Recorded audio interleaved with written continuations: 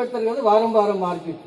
అక్కడ 2 ఉల్లు అని తెలుసు కదా మనకు, గుడ్ల గుబ్బ ఎవడగొట్టాడంటే ఎవడగలు, కానీ వాడు ఒక చిన్న గుడ్ల గుబ్బ పెద్ద గుడ్ల గుబ్బ తెచ్చి అమ్ముతున్నాడంట.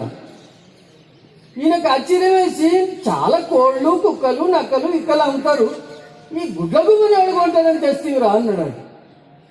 మళ్ళీ కూడా అడిగిండంట, ఇసుక కిత్త దామే 200 రూపాయలు అన్నాడు, ఇసుక కిత్త దామే 500 రూపాయలు అన్నాడు. తల్లినేమో 200 రూపాయలు అంట, పిల్లనేమో 500 రూపాయలు. వాడని పెద్దది కదా, దీనికి వాల్యూ ఎక్కువ ఉండాలి కదా అంటే వాడేమన్నాడంట, అరే ఏ ఉల్లుగా బచ్చాయి.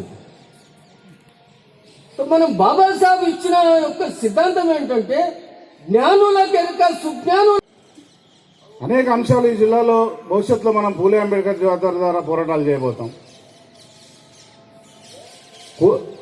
150 కోట్ల ఆస్తిని అప్పనంగా ఎంబీసీ ఆస్తులను ఒక అగ్రకుల సంస్థ కబ్జా చేయబోతుంది. ఎంతోమంది పేదలకు సేవ చేసి ఎంతోమంది దళితులకు వైద్యం అందించిన సంస్థను ఈరోజు మూతపడే పరిస్థితి. మన ముందు అనేక పోరాటాలు ఉన్నాయి. అగ్రకుల ఆధిపత్యం కబ్జా నుండి మనల్ని మనం రక్షించుకోవడంతో పాటు మన ప్రజలకు సంబంధించిన ఆస్తులను కూడా రక్షించుకోవాల్సిన అవసరం ఉంది. మన ధర్మశాస్త్రం ప్రకారం ఆస్తులు రాలేదు, వచ్చిన ఆస్తులను మళ్ళీ అగ్రకులాలు రియల్ ఎస్టేట్ పేరుతోటి ఇతరత్ర అంశాల పేరుతోటి తీసుకునే పరిస్థితి ఉంది, మనం డబ్బులకు అమ్ముకునే పరిస్థితి. వీటన్నిటిపైన పూలే అంబేద్కర్ జాతర అధ్యయనం చేయాలి, పోరాటాలు చేయాలని. అట్లాగే భవిష్యత్తులో మనము కొన్ని కార్యక్రమాలు తీసుకోబోతున్నాం రాష్ట్ర వ్యాప్తంగా.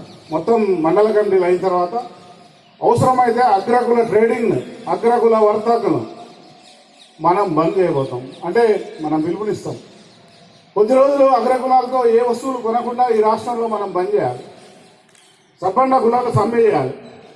కేసీఆర్ ఏ ఎత్తుగడతోడైతే చేసిండో అదే ఎత్తుగడతో కూడా మనం చేయాల్సిన అవసరం ఉంది. 3 ఎకరాల భూమి ప్రతి దళితునికి ఇచ్చే వరకు పోరాటాలు చేయాలి. అట్లాగే రిజర్వ్ బ్యాంక్ ముందు కూడా మనం ధర్నా చేయాలని ప్రతి సమావేశంలో అనుకుంటున్నాం.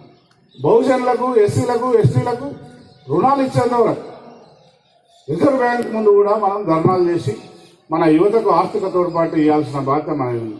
ఒకవైపు ఉద్యమాలు చేస్తూనే మరోవైపు రాజ్యాధికారం కోసం మనం చైతన్యం చేయాల్సిన బాధ్యత ఉంది. ఈ లక్ష్యాలను మన జిల్లా కమిటీ, ప్రధానంగా మహబూబ్నగర్ జిల్లా కమిటీ జాతర అయిపోయింది అనుకోకుండా మళ్ళీ తిరిగి హైదరాబాద్లో జరిగే సమావేశానికి మీరంతా మళ్ళీ గ్రామాలకు, మండలాల్లో చైతన్యం చేయాలని నేను కోరుతూ, ఇంత చక్కగా దిగ్విజయంగా చేసిన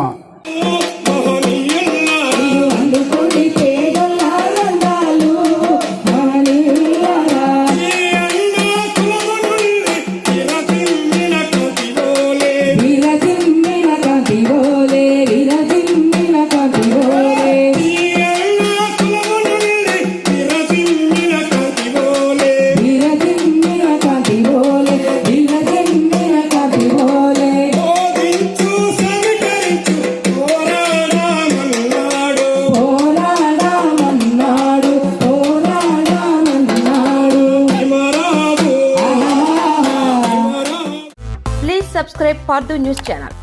ఈ వీడియో గాని మీకు నచ్చినట్లయితే లైక్ చేయండి మరియు షేర్ చేయండి.